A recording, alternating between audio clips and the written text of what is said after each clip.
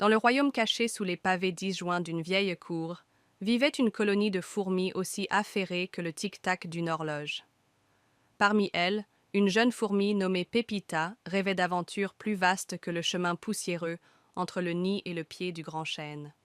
Un jour, alors que Pépita revenait d'une expédition de recherche de nourriture, elle découvrit un spectacle extraordinaire, un festin de miettes de gâteau éparpillées comme des joyaux sur une dalle de pierre.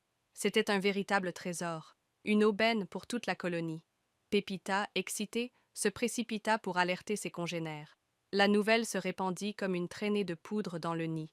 Les fourmis sortirent en masse, formant une procession joyeuse vers cette manne inespérée.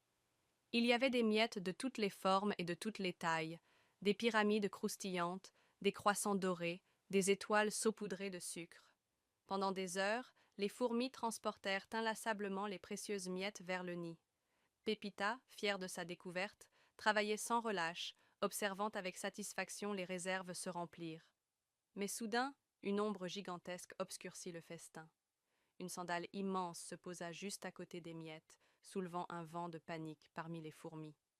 Certaines furent emportées par le souffle, d'autres piégées sous le cuir. Pépita, agrippée à une minuscule miette en forme d'étoile, sentit son cœur battre à tout rompre.